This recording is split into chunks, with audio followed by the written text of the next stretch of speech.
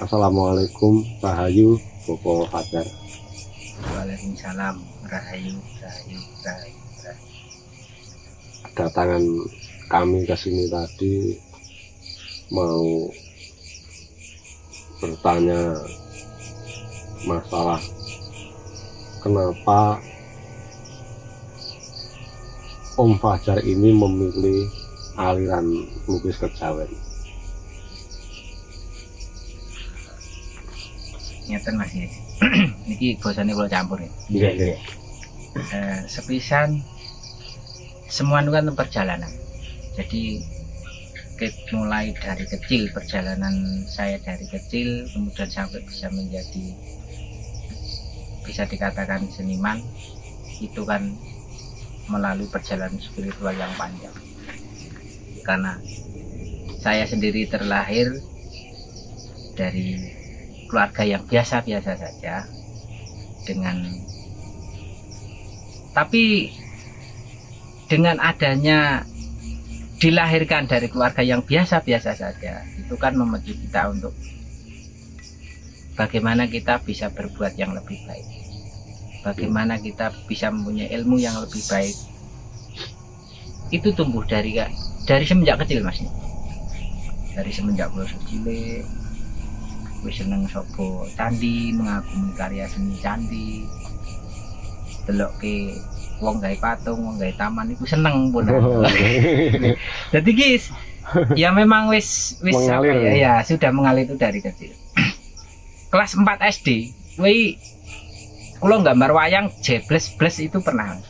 Dan itu sampai saya pergi 20-an tahun, di sekolah itu masih ada. Setelah saya pulang masih ada lukis wayang, itu masih ada, dan itu saya buat masih kelas 4 SD.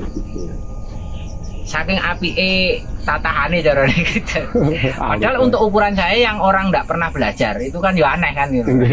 Anehnya kan itu. Apa mungkin punya filosofi sendiri ya, duwe. Kejawen itu yang dinamakan kejawen itu Islam yang Jawa kan gitu. Kalau kejawen ya kejawen. Tapi kalau aliran dalam lukisan sendiri itu kan mengenai yang namanya aliran secara garis besar itu kan dua.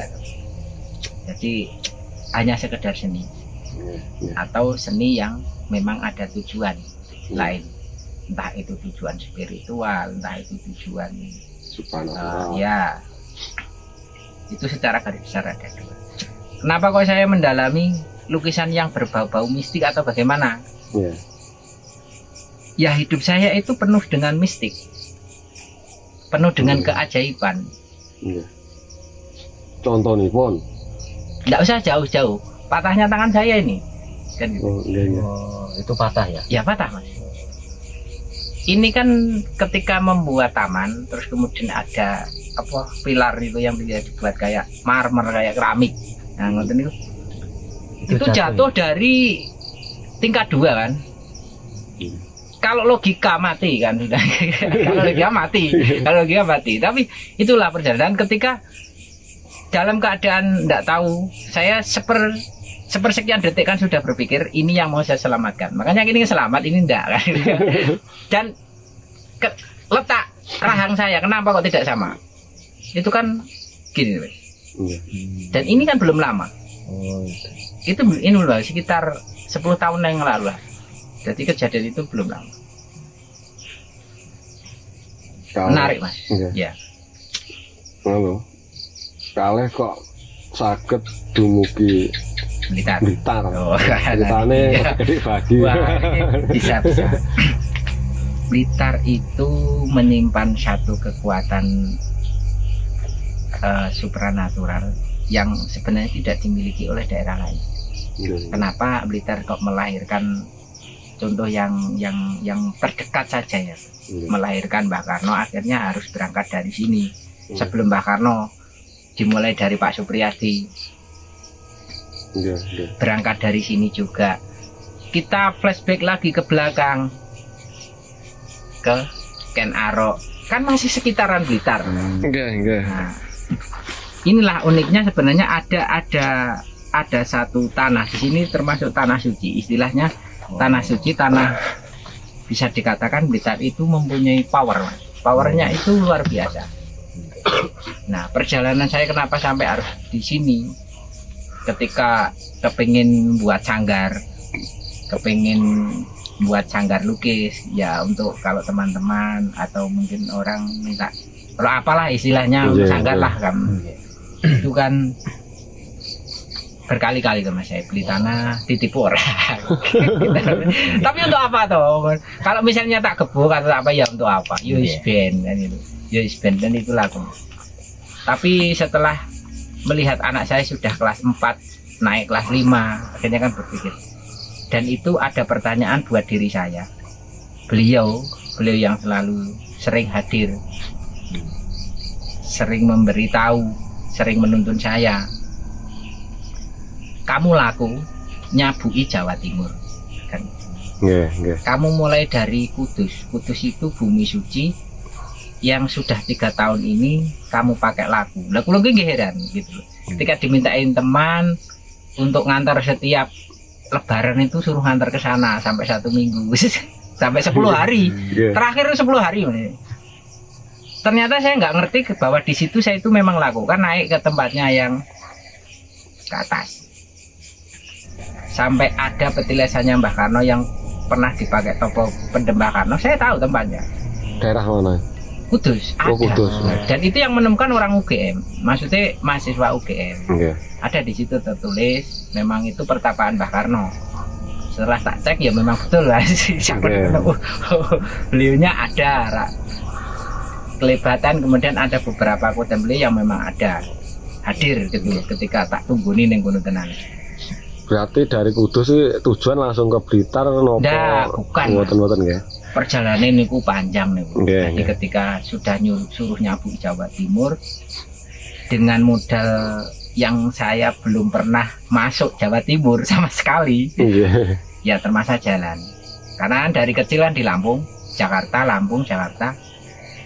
Jadi berkesenian juga Lampung, Jakarta.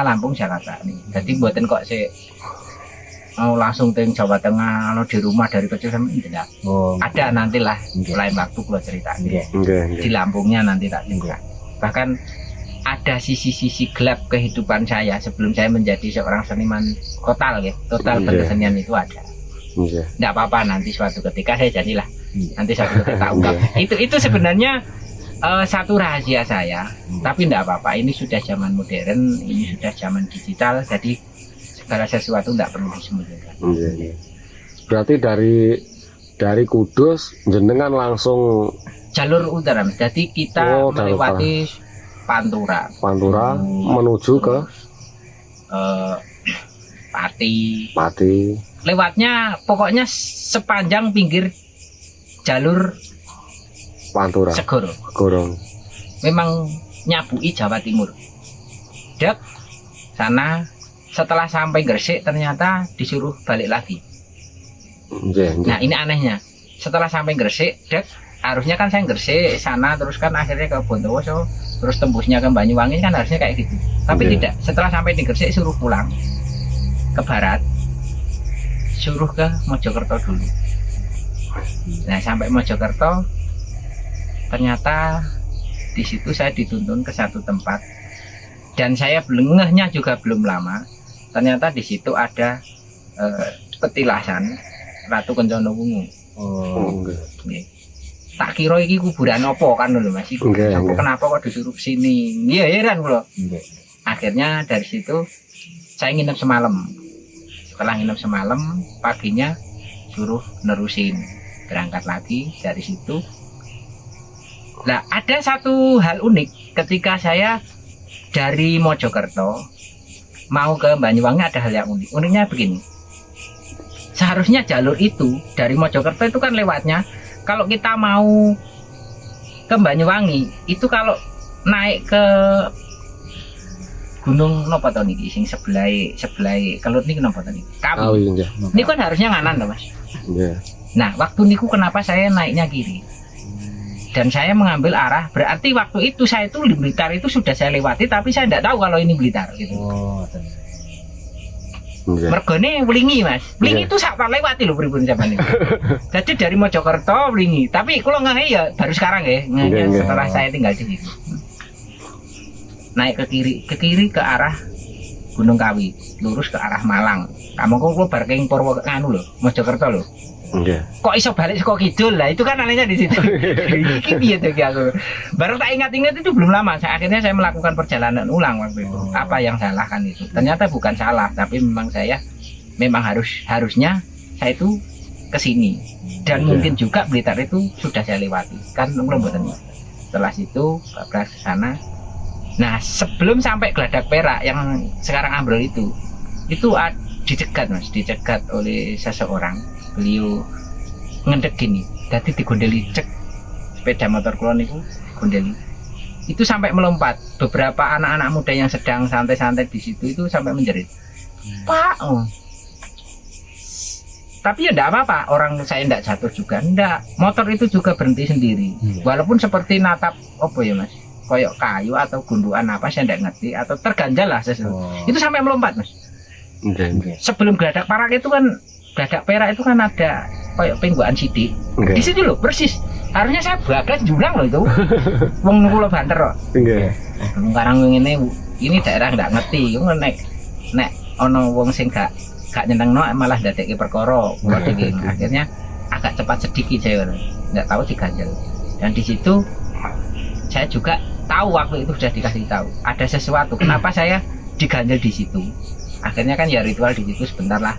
Jadi sepanjang perjalanan itu kan di mana saya harus singgah itu kan untuk silo lah, silo atau kita penataan ulang. Jadi karena saya seniman itu kan bukan saya sini untuk mengambil keris, mengambil apa, enggak perlu kalau saya kan. Nggih.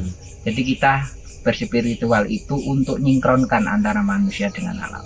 Nggih. Itulah hubungannya kenapa sebenarnya seni itu hubungannya erat sekali dengan alam. Setelah sampai itu Geladak Perak sudah bablas ke Alas Purwo. Nah di Alas Purwo itulah ini Mas keris dua Iya, ini dapat dari sana ini, termasuk uang gobok. Terus niki Sujen. namine Sujen Mas.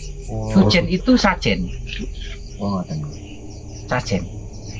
Jadi keris sajen itu keris yang kita bawa kemana-mana ketika kita duduk dimanapun.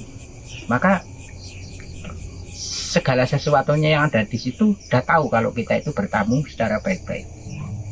Yang dinamakan sujen itu sangat penting bagi seorang spiritualis untuk mempunyai keris yang namanya sujen. Nggih. Karena ini sajen, Mas. Sujen itu sajen, sebenarnya sajen. Ngoten ya. Dan itu dulu sebenarnya ini digunakan oleh para istri bangsawan itu kan untuk cundel di sini. Oh, nggih. Betul di sini. Ngoten. Kancing gelung Mas. Nggih, nggih. Dan kalau orang karena apa? Ini walaupun kita wujudnya spiro, tapi kan keris-keris yang seperti ini itu kan untuk pamungkas. Nggih. Sajen ketika sudah selesai kita taruh saja kita taruh kemudian niki kita sudah sajen di situ karena kita pergi kemana-mana kan enggak mau bawa sajen atau apa. Sajen itu bukan kita nyuguh demit atau bukan, sebenarnya kita lebih kepada penghormatan kepada yang berada di astral, yang berada di sebelah kita kan alam lain. Nggih, nggih. Penghormatan kepada leluhur, penghormatan kepada seseorang atau beliau-beliau yang ada di situ. Nggih. Dan ini sebagai tanda nek cara wong cara awak dhewe wong mlebu ning negarane wong nggo gendera putih gitu. Nggih. Dan kita ndak bakal diapa-apain. Nggih, Istilah nggih. gitu. Nggih. Jadi gendera putih. Kita membawa keris sujen ini sama saja dengan kita membawa keris bendera putih. Ya, perumpamannya seperti itu. Ya, itulah sajen. Dan ini saya dapat dari Alas Purwo. Yang Jadi- satunya lagi ada dua, Mas. Oh. Nggak tahu kemana ya. Oh, ora. Oh, bukan. Terus Nggih. ngeten. Di Fajar mendapatkan pusaka-pusaka ini semua dari Nggak pernah narik Mas saya. Oh, gitu. Nggak pernah narik. Untuk apa toh? Monggo, istilahnya Datang sendiri ya atau- kadang datang sendiri, Jadi sebagian besar ini hanya titipan mas, titipan kayak boksone konoan. Boksone konoan. Itu beliau-beliau dari alam gaib kadang menitipkan sesuatu di sini. Ya enggak tahu untuk apa kan enggak ngerti. Kenapa disebut sepasang? Oh, berarti niki setunggal Ini pasang. sepasang iya. Oh, Ini kan sama. Ini, ngapunten. Ini ada hubungannya dengan yang kita bicarakan. Sajen.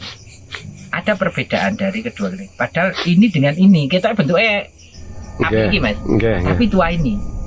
Ini yang asli dari Alas Poro tadi. Ini yang dari Alas Poro.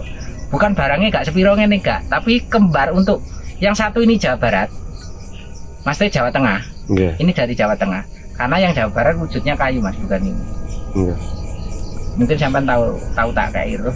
Ada kayu saya yang bulat yang betul-betul kan bulat sing tak buntel duit nih loh. Nah nanti tak buat. Ini yang Jawa Timur. Jadi ini simbol Jawa Tengah, Jawa Timur. Ada Jawa Barat itu berwujud kayu. Yang dari Jawa Barat.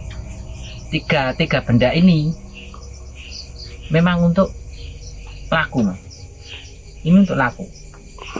Kenapa saya bawa satu? Ini kan tunggu rumah. Rumah bukan besinya, tapi simbolnya kan. Kita lebih mengarah kepada logika kan. Jadi lukisan-lukisan. Kenapa kok lukisan? Saya lebih cenderung memilih lukisan yang berbau mistik atau kejawen. Itu berawalnya ya dari situ. Dari rasa cinta terhadap yang namanya spiritual. Makanya ketika tiba-tiba orang seperti saya tidak pernah belajar spirit, tidak pernah belajar melukis khusus, natah juga enggak. Berarti anu ya, dari awal panjenengan mboten Ketika apa yang saya ingin bisa mas. Oh, Saya pengen apa itu bisa. ngoten ya. Di sini contoh ya, setelah perjalanan udah sampai, nah tadi tak terusin sebentar, Nggih. terus akhirnya sampai Tim Blitar. Nah punten karo nyambut nih. Nggih. Ora jago kan karo.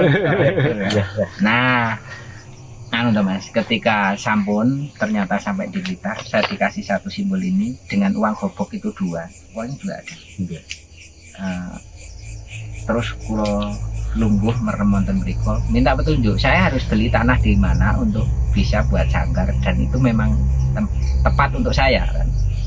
Ternyata memang keagungan Gusti niku mboten ngapusi. Nggih. Kula wis bisikan niku mboten kok berupa bisikan yang menyesatkan ataupun enggak. Karena dimanapun tempat plus minus itu ada. Nggih. Dan kita dari pertama kita niat itu pengen plus apa plus minus kan gitu. Kalau kita pengennya yang minus, ya kita akan dapat pituduh yang minus. Nggih. Ketika kita niatnya yang positif, pasti kita dapatnya sing positif. Le, Bali yo, anakmu dewi. Itu bijikan nih mas pertama. Nggih. Moh. Terus aku nek kon Bali aku lho rene iki golek pituduh aku arep tuku lemah nang ngendi gen marake ayam uripku.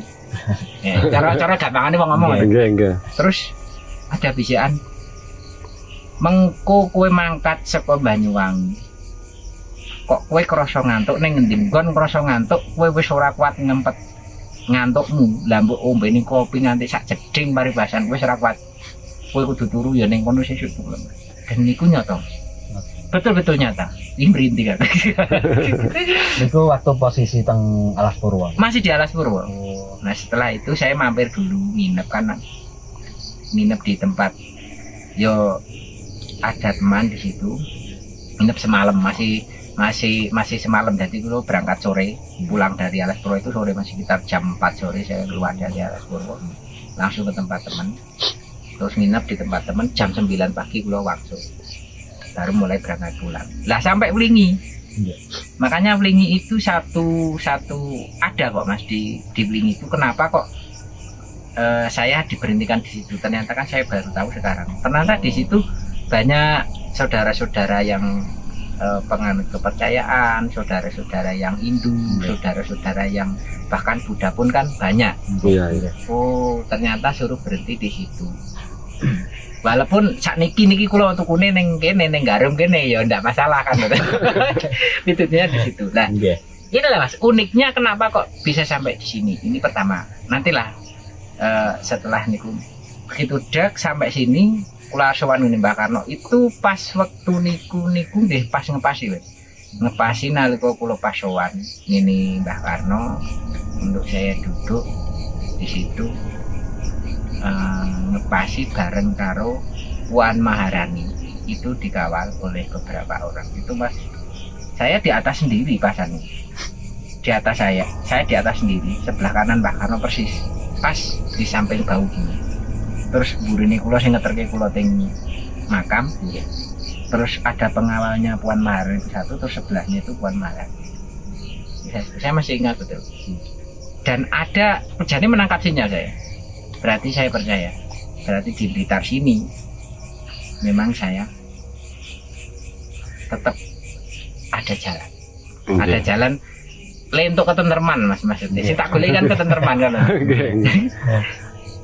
Jadi bukan di Wonosobo, walaupun di Wonosobo pernah tinggal tapi lain kali lah, lain kali nanti kita bahas yang tentang Wonosobo karena di sana pernah juga saya mendirikan Padepokan lah sama. Dan itu ada sebagian kalau foto-foto tentang sing kula gawe ono ki lho ono tuke. Sakal metu tuke Mas Iwan. Gak percaya neh, unggahne neh karo wong ini. Karo wong kono Mas. Dan itu ketika nantilah kalau pas saya ngambil bisa di-vlog di sana bisa. Ketika gawe dhuwure meneh, dhuwure neh sing tak duduhi. Lho sampeyan gak percaya, sing tak ngendi sing tak duduh metu banyune. Junggahne neh. Kene iki Pak metu banyune. Unggah meneh. Tidak percaya karena kalau logika tanah itu ndak bakal keluar air gitu loh maksudnya. Akhirnya sampai 4 kotak itu keluar semua. Atas sendiri juga tetap keluar.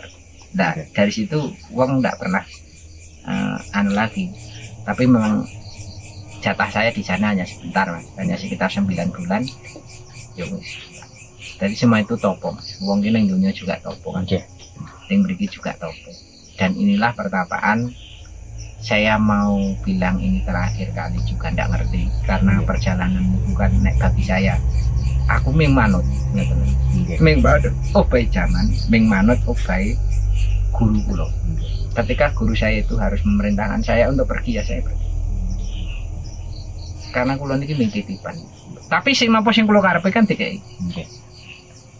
Aku pengen mobil ya Mbak. Ternyata ya ada. Ya keturutan Mas. Tak ngrasane nek tuku mobil rasane pengen bantu mobil. Ternyata betul. Saiki kula sik manggon teng enggak jam 12 sadurunge kula entuk remaning nggih. Kan ya satu keasiban juga lho Mas niki. Sekarang di sini itu kan tanah sekitar 1 runya kan tidak kurang dari 3 sampai 4 juta nanti. Ukuran kelas niki lho. Sakniki. Waktu itu belum lama kan 1 tahun yang lalu, 2 tahun yang lalu toh. 1 tahun setengah, bulan 5 kan ya 1 tahun setengah, 1 tahun setengah yang lalu. Saya lu bisa beli 1 juta. Walaupun tetek bengi akhirnya ya sekitar habis sekitar 188 juta. 88 ru itu kan satu keajaiban. Dan ternyata di sini saya banyak menemukan peninggalan-peninggalan. Kayak peninggalan bekas rumah zaman Majapahit ada. Oh, temen anu tanah nggih. Ada kan nanti kula duduk nemu juga ada. Pernah tahu enggak juga. Tapi buatan kula nganu karena memang itu hanya sebagai tanda bahwa kula ning kene iki wis dintek. Kenapa di sini? Yo kalau gubuk memang ini belum tak buat pas ini hanya untuk sementara karena wis tak mulai nyatanya mulai duduk pondasi ya ndak boleh kan kon leren karena sebelum waktunya. Setelah waktunya nanti ada. Ora bisa ngarani apa itu tuh kan. Belum lama kok. Belum lama kalau ngomong karo Mbah Roman bareng mriki. Enggak. Nah niku ngeten. Hah, ini mboknya bi, anu meneh wae. Lukis ning omah sampean niku wis mau tamu ya ditampai. wah aku ki jane biar leren Mbah. Leren ora leren ngono kuwi tetep nek wis wayahe Mbah. Apa ya Mbah? Lah kok ya tenan Mas. Ya nek ngono tak ngono neh dalam batin hanya seperti itu. Ternyata enggak lama Mas. Ini tamu. Walaupun saya itu sebenarnya enggak mengharapkan untuk sampai ke situ enggak. Tapi ya enggak bisa ditutupin. Mungkin enggak bisa ditutup. Dan ternyata tamu itu datang dengan sendirinya. Cuman untuk saat ini kalau ada perlu ada apa ya monggo di sini. Kalau orang itu mau ada perlu bukan ngobati, bukan apa jenis. Kalau itu lu ngopo saya enggak mau keluar intinya. Saya enggak mau keluar. Wis harapan Ki Fajar kok memilih tempat ini mungkin ada sesuatu ya istilahnya Ki Fajar itu kok memilih tempat di sini kok nggak milih tempat yang lain itu apa sudah nyaman sekali gitu lah. Dan itu terhubung sekali dengan yang saya bilang dari pertama tadi, ingin buat satu sanggar seni. Sebenarnya bukan padepokan lah, padepokan muda apa marak kiri orang yang tidak senang. Padepokan tapi padepokan seni kan gitu. Jadi padepokan seni di situ kita spiritual itu kan seni loh Mas. Spiritual itu seni. Dan mungkin kalau jenengan ada video saya itu yang ketika saya melukis itu kan langit di atas Werkudara itu kan mengeluarkan kilat. Nyoto kita jenengan harus tahu tak kayak itu. Ya. Nanti tak kirim videonya zaman itu kalau mau disertakan bisa tapi tak kuliah sih Mas. Ada. Itu yang video bukan saya. Dan memang betul-betul keluar Mas. Jadi lukisan itu bukan kok sing jarene iki lukisan obah. Bukan obah. Tapi betul-betul langitnya meletek Mas. Tep seperti mengeluarkan kilat. Itu nyata. Jadi hidup itu. Betul-betul aura. Metu tenan Mas. Jadi langit, misalnya ini langit itu tuh ketika pulau nganu nih di video gini, itu keluar kilatan cahaya. Bukan apa kamera, bukan editan, bukan apa, asli murni. Dan itu masih polos, video saya juga masih polos. Nah kalau saya milih di sini memang juga wis pitutur. Jadi ketika itu pulau berawal dari nggawe patung Nogo di situlah, tidak jauh dari sini. Setelah itu pulau kurung-kurungu ada tanah mau dijual. Setelah tak ilei itu bareng kulo nyekel lemah langsung main gonjing kan gitu. Banyak benda-benda di sini kan? Ya satu itu, kedua itu kan bareng karo gempa Mas. Pada bulan puasa 2 puasa yang lalu itu kan gempa loh. Agak besar loh Mas waktu itu. 2 tahun yang lalu itu kan barengi pas saya demek lemah di sini. Dan setelah itu ada banyak bibit. Ini mistiknya banyak loh Mas. Cuman kan enggak karena wis tak panggoni suwe akhirnya kan dia lerem gitu. Yang kepala apa yang berbadan kepala apa badan enggak ada kepalanya. Kalau kepalanya dicangking gitu, dia bisa kelihatan. Tapi kalau dipasang enggak kelihatan. Jadi kalau ngilang kan cuma kepalanya dipasang, dicepet neng, kurang ajar. Ada, dan itu rumahnya di sini loh, Mas. Itu pernah kelihatan ya? Oh iya, ini loh rumahnya di sini. Dari sana lihat ini merinding tenan. Itu rumahnya di sini, tapi kan wis jadi konco kan gitu. Dia enggak pernah beberapa kali lah Mas. Kalau misalnya kadang kan di rock ini kan digoyang tak kebuk. Tapi setelah saya nyalain itu Pak, terus kemudian dan ini apa tuh Mbak? Hanya seperti itu, karena bagi mereka itu kan lebih tua dari kita loh Mas. Beliau itu kan lebih tua dari kita. Jadi nek awak dhewe nyeluk Mbah nek ngendi nggon niku sebenarnya enggak salah. Ya Mbah setan, Mbah iblis, Mbah demit, udah apa-apa. Karena memang dia itu lebih tua dari kita kok. Kan gitu. Terus teng nopo tiap melukis mesti nyumet dupa niku damel syarat nopo? Ngeten Mas. Dupa itu satu gitu. Dupa itu kan 3. Saya nyalain dupa itu kan 3. 1. Sungkem karo ibu. Sungkem karo bapak. Gitu. Terus sungkem karo leluhur. Satu lagi. Kemarin ketika kita melakukan kebusukan, melakukan kesalahan, melakukan kefatalan dalam hidup, itu kan kita perbaiki dengan harapan yang kemarin berbau busuk biar menjadi wangi. Jadi kemarin, sekarang sakniki supaya dan tambah wangi. Yang ketiganya besok. Jadi kemarin, sekarang, besok kan hanya besok kapan? Ya setelah hari ini, besok. Semoga lebih baik lagi dan tetap harum kan. Iya. Yang ketiganya apa? Dupa itu merupakan satu penghormatan saya juga kepada beliau-beliau yang saya masuk di sini ya. Mbok arep rupane demit, arep rupane pocong, arep rupane gendruwo, bagi saya tidak masalah, itu konco lah. Jadi Malah aman. nek uang mungkin dengan hal-hal seperti itu dimusuhi, wah kayak ono demit dibakar gini. Kalau saya enggak, Nggih. dan saya memang berlawannya di situ mas dengan orang-orang. Jadi kalau saya itu cenderung nek ngonoan kita konco kan ngomong itu dimusuhi lah. Bedanya di situ. Nek kula kanggone kula ngonoan iki konco. Nggih. Konco dolan, konco turu, ngono. Jadi tidak masalah mas. Mbak itu kadang-kadang ki ya mak petunggul ngono bisa tak tutuk bareng aja kita. Biasa aja, jadi nggak usah nganu. Iya. Terus menurut Ki Fajar, dengan adanya fenomena alam yang seperti ini itu menandakan apa-apa? Itu mungkin Gimana? apa sudah tahunnya udah tua gitu. Ada satu postingan saya yang FB-nya sudah dieker orang itu 2019. Ketika saya masuk di sini, dapat semalam di sini kan saya buat status dapat 2 malaman. Ya di sini buat status.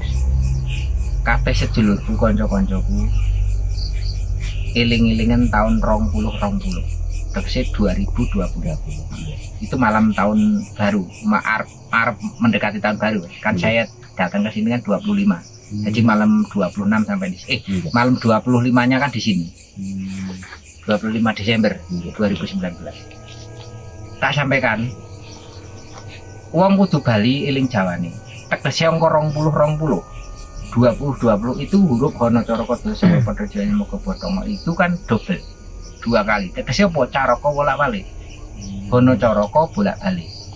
Jadi Hono Coroko Dosa pada jalannya Moga Botongo atau buka menyala jadi pulau pasal Dokoro Corno itu berlaku. Sudah mulai berlaku. Kenapa angkanya 20? Yang 20 pertama itu yang Hono Coroko Dosa pada jalannya Moga Botongo. Yang 20 lagi ngotok bogomanya jadi pola waspada korosono.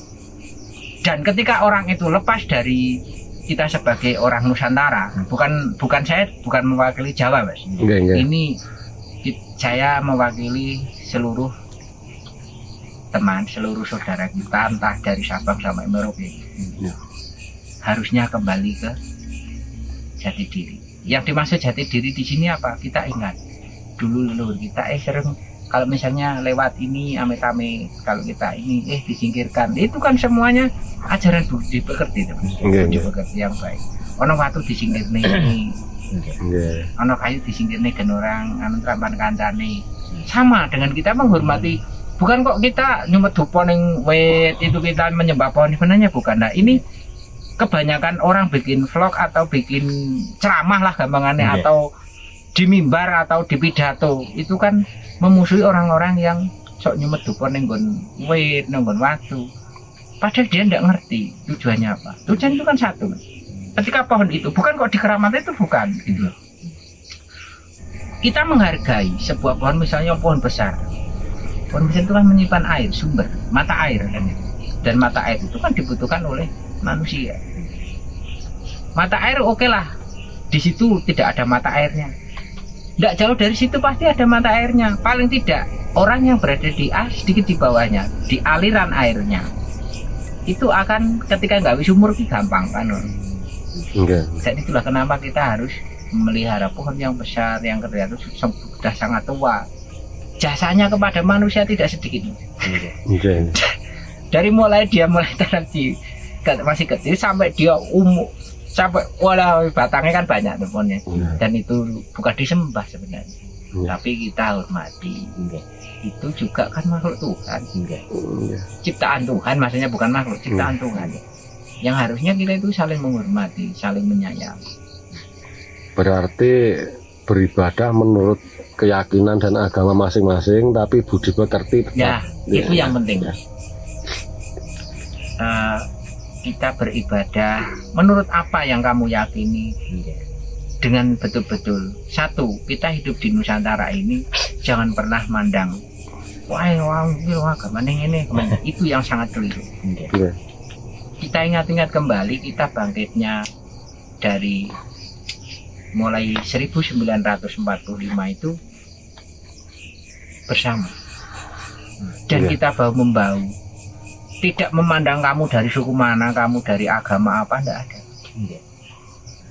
Kalau kita sekarang lupa, itu wong kleru, wong Iya. neko kadang iki kok kan cangkem. Pasti kok kan lambe. Ngapunten. Iya. Memang nyata kan itu. Iya, iya. Wis kadang neko tapi kok kan lambe. Tidak menghormati. Kita hormati, apa salahnya kita hormati adat budaya kita. Iya. Walaupun kula niku wong Jawa, blegas Jawa kula tak nggo tenanan. Ketika saya awor dengan sedulur-sedulur kepercayaan, saya juga anggap saja saya itu menganut kepercayaan, dan saya ikuti cara mereka. Biasa saja kok. Selawatan biasa saja kok. Iya. Aku sembahyang coro Hindu ya biasa saja, wong kali kecil aku juga sembahyang coro Hindu kok. Iya. Ya sholat barang ya, ya ning gereja barang lho, sakarepku lho. Dan itu bukan urusan manusia kan. Urusan kita dengan Tuhan kan. Iya. Kamu nyebut, nah ini kita harus nyenggol-nyenggol anu. Kamu nyebut misalnya itu Allah, kamu nyebut itu misalnya apa Yehwa atau apalah sebutan untuk Tuhannya masing-masing manusia. Apakah beda kan itu? Kita diciptakan sama toh, darahnya sama, padha mangan segone. Berarti penciptanya pun sama kan? Iya. Hanya yang beda itu cara menyebutnya, itu saja. Cara menyebutnya. Tidak usah wong zaman saiki kok ijek uder-uder kena agama wong pekok. Iya. Uder-uder kena agama sampai paten-pinatan iku wong pekok alias PA itu. Wong pekok. Nggih ngapunten, bukan kok saya kasar dalam tapi nyata. Iya. Kalau zaman sekarang kok masih rebutan agama. Kalau masih istilahnya hanya yang digagas tentang agama, goblok. Karena Pak ini zaman sudah semakin modern. Apa salahnya power kita itu kita gunakan untuk misalnya kita menggali ilmu yang lebih dalam tentang bagaimana bertani yang lebih baik, berteknologi yang berbaik, berspiritual yang lebih baik, kan ngoten to. Bukan kok enenge gor ane gon bahasa agama wae entek umurmu ora ono tinggalan ning donya kan. Kan gitu. Jadi ibadah itu urusan kita masing-masing. Iya. Kalau menurut Ki Fajar tentang konsep manunggaling kawula Gusti itu pripun itu? Menurut Nggih. perasaan Ki Fajar mawon. Diaturi niku cara niku hal simpel bisa, rumit bisa. Tapi yang kita simpel ambil mawon. semua itu kan sebenarnya simpel. Memang harusnya itu dibilang simpel. Satu nggih. Manunggale kawula Gusti itu bersatunya kita dengan alam dulu. Gitu. Iya. Satu, kita mengerti diri kita. Tegese mengerti diri kita itu, contoh yang kecil, kita itu lahir dari, tercipta dari darah, dari dalam kandungan sapi turute, dan ibu itu makan dari bumi, wulu wetu bumi, kan itu. Iya. Setelah itu kita jadi tahu diri, gitu. Berarti kita akan menghargai bumi. Termasuk tadi yang di depan menghargai wit iki mbiyen. Wit itu punya jasa nyimpen ke banyu sing resik. Itu hubungannya di situ juga, Mas. Kita setelah kita mengkaji diri kita sendiri dengan betul, nek cara nganu nek ada yang dibahasakan itu sing basa apa lah monggo. Wong sedulur papat lima mancar sapi turute saya juga pakai kalau mau pakai kan. Kalau enggak ya konsepnya kita kembali ke spiritual modern kan betul. Spiritual modern itu lebih penting, Mas. Karena apa ya, lebih simpel. Termasuk dalam hitungan. Wawun jenengan Gue mas nek ajengan lo tekon jam, kenapa kok saya lu pegang HP? Kenapa saya nggak lihat HP saya dulu? Kalau takon jenengan, karena saya nggak ingin ada prasangkaan jenengan. Ini kan kita tentang bagaimana kita memberi petua. Petuah kangge kula dhewe, bukan untuk siapa-siapa. Pituduh istilahnya, pituduh, pitu. Kenapa kok tadi angkanya kalau dijumlahkan 16, 1 dan 6, itu kan 7 toh. Nggih. Kenapa saya pegang HP kok? Nah, ini kayak mudeng. Kalau Mas Anu sudah sering. Kenapa kok protekon jenengan? Karena kan jenengan yang perlu. Kenapa saya tanya jam berapa Mas? Dan saya itulah waktu sampean, terus waktu saya menggarap sampean ya jam itu. Jadi saya pakainya time. Nek ngono kowe nganu nggone kala Bathara Kala ya monggo kersa sak ngarani lambemu. Karena memang saya pakai itu kala, Mas. Kala itu waktu. Gitu. Dan ketika itu sampean ono po, itu kan ndak usah sampean perintah, ndak usah sampean nganu. Yang mengatur itu alam. Kita kembalikan ke alam tadi. Ngoten lho, itu lho manunggali kawula Gusti. Kita mengerti diri kita. Setelah kita mengerti siapa kita, dari mana kita berasal, bagaimana kita berawal, maka kita akan menghormati asal muasal kita dulu. Kalau kita ngerti nganu, tapi tidak pernah dibuktikan dengan menghormati bumi sendiri saja tidak mau. Contoh, kono lemah. Kenapa? Kok kadang-kala itu ada tanah yang disucikan. Disucikan di sini yang dimasukkan itu tanah itu tidak tercampur atau belum pernah dipakai ngubur batang gampangan ini. Itu suci. Umpama di situ itu nganu dan di situ dulu pernah dipakai bertapa mungkin sampai puluhan tahun sampai orangnya juga mukswa di situ atau meninggal di situ ya dengan cara masing-masing tingkatan lah. Kenapa? Kalau saya konsep istilahnya apa reinkarnasi itu saya percaya dan saya membuktikan loh. Termasuk perjalanan kula. Kenapa mampir di sini nurut itu nanti lain waktu Mas. Setelah pas jenengan tagih yang mana kan itu. Jenengan tagih yang mana? Ketika saya sampai di Banyuwangi itu apa yang terjadi? Monggo, tapi nanti lain waktu. Enggak apa-apa. Kan tidak apa-apa. Monggo betul. Jadi konsep manunggali kawula Gusti. Kita mengerti diri kita, memahami diri kita, asal muasal kita. Setelah kita tahu asal muasal kita, maka kita akan menghormati asal muasal kita tadi. Setelah itu baru terus asal muasal tadi siapa yang buatkan itu. Setelah kita paham itu satu demi satu dengan yang konsep yang sederhana, tidak usah berbelit iki kudu ngene ngono, enggak perlu gitu. Spiritual itu juga mengikuti modernisasi zaman.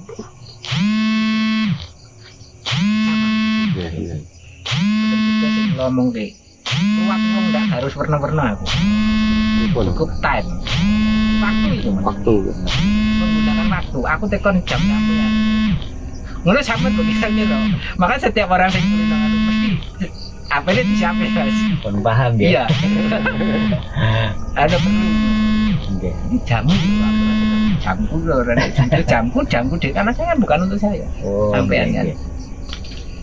Jadi menggunakan time waktu dan siapa tahu yang bisa mengalahkan kala atau mengalahkan waktu tidak ada. Kala itu waktu dan itulah manunggali awake dhewe karo Gusti niku kapan tunggu waktune to kan gitu. Manunggal yang sebenarnya kalau kita untuk saat ini belum bisa manunggal secara utuh belum karena kita masih kewadakan. Kita belum berbadan halus. Kalau kita sudah berbadan halus bisa dan di situ nanti setelah kita manunggal kembali lagi kepada sumber energi kita. Kita akan kembali memancarkan gitu. Konsep yang sederhana tentang reinkarnasi di situ. Tidak usah berbelit gitu corone nganu. Energi kembali kepada energi, kembali pulang lagi. Setelah itu memancar lagi, kan gitu. Lah memancarnya jatuhnya di mana kan? Oh, mau nih bar iki bali rene. Begitu mamalnya malah tibone rono. Ya ndak apa-apa kan gitu. Berarti sekali. Engko setelah ini habis, sing dipancarimu entek bali meneh, mancar meneh dan akan seperti itu. Dengan nate perso ketika kita bagaimana kita menggambarkan matahari dengan sinarnya garis iki segampangnya Mas. Enggak usah ngel-ngel. Garis dan itulah seperti itulah gambarannya. Dan namun enggak bisa dipadake karo konsep manunggal. Yo bisa, kenapa enggak? Tapi bagaimana kita bisa sampai seperti itu? Kita masih berbadan wadak tapi kita bisa manunggal dengan Gusti. Bagaimana? Gampang. Menyatulah dengan alam. Kita menyayangi sesama ciptaan. Itu udah selesai. Itu wujud dari kita latihan manunggal kalih Gusti ini. Nek Gusti nek cara prosokan tembung Jawa ini kan bagus ati kan. Gusti bagus ati. Tapi bagus ati iki sing kepiye dhisik? Bagus sing kepiye kan. Ngomong bagus kulino ngucap kulino apa iki ndongane rene nganti eling ndonga misale ngene sejam lho. Aku ngalami Mas. Ndonga sing angel kan ya tahu kan itu. Semua itu kan hanya sebagai perjalanan saya untuk bisa mengerti bagaimana konsep ketuhanan yang secara sederhana saja. Karena waktu kita sekarang pun semakin dipepet-pepet oleh hal-hal yang baru kan. Ketika kita nuruti dengan cara-cara leluhur kita yang dulu masih sama gitu konsepnya. Ketinggalan zaman kan. Ketika kehabisan waktu. Makanya yang betul terus bagaimana supaya tidak kehabisan waktu. Ya kita ikuti spiritual modern itu bagaimana. Lu nek ngono enggak sajen yo sajen. Walaupun ada ini ketika di rumah juga sajen. Kebetulan ini kan bukan hari untuk saya nyajen kan. Sajen itu untuk diri kita, bukan siapa-siapa. Dan diri kita kemudian ngonek ono tamu yo ben dahar. Contoh gini, jenengan nate ngerti kadeso zaman dulu loh, bukan sekarang. Zaman dulu itu ketika kadeso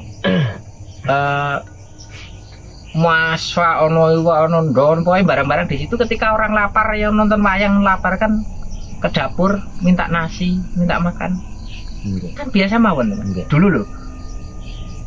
Itu konsep juga sama. Dengan sajen. Sing disajeni wong kan. Iya. Nek sing disajeni bangsa halus kan cukup kewangian. Wangi bisa dari bunga, bisa dari minyak, bisa dari apa. Gimana? Ya sementara ngoten riyen iki Fajar.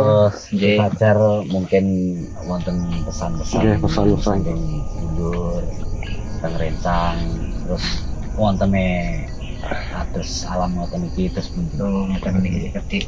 Kenapa jenengan bisa diarahkan lukisan ini? Kenapa lukisan ini saya gambarkan mukanya merah sebelah? Nggih. Ketika mboten wonten nggih. Kenapa kok mukanya sebelah merah?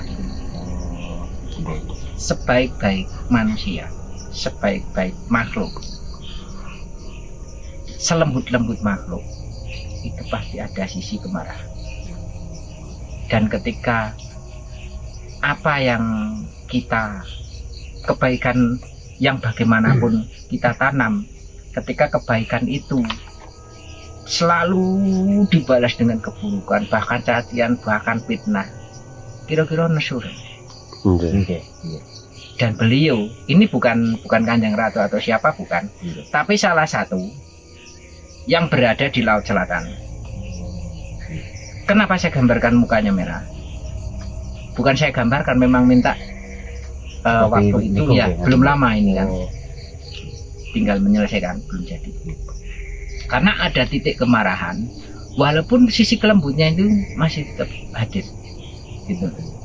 Tapi ada gejolak kemarahan karena sebagai makhluk juga kan, ketika apa yang sudah diberikan ini terus tapi malah difitnah dingin akhirnya kan ya ada sisi kemarahannya juga.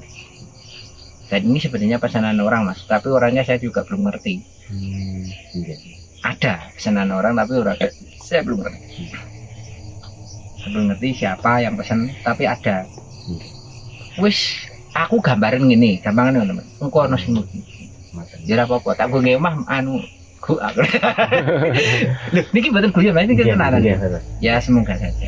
karena memang gambaran lukisan ini kenapa mukanya merah, kemudian kenapa warna juga ini kan ungu kemerah-merahan, dan inilah gambaran situasi mulai dari 2020 tadi.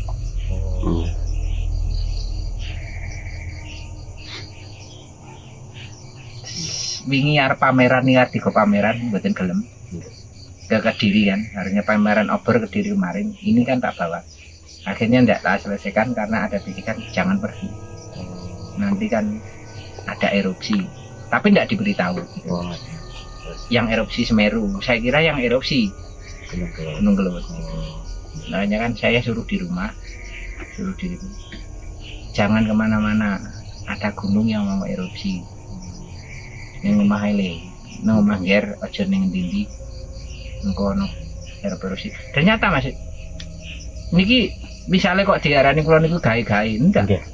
Wong ketika kula anu pameran itu bisa ditelusuri kok. Pameran anu obor kemarin di yang bekas Sri Ratu Kediri itu ada kok. Tanggal berapa kan ada. Dan itu harusnya saya bawa hari 2 hari sebelum anu pameran sudah tak bawa ke sana, tapi kan enggak boleh dibawa. Dan satu pesan saya ini pun namung ngeten, setiap eling wong tua atau asal muasal kita. Mula dalam patrap saya itu kan sungkem kepada ibu, bapak dan leluhur. Bekti karo wong tua. Ini kudu. Pesan pun namung sak galak-galakmu, sak bajingan-bajinganmu. Bekti karo wong tuamu. Nek kowe wis bekti karo wong tuamu, sedikit demi sedikit kebaikan akan datang padamu. Ini udah.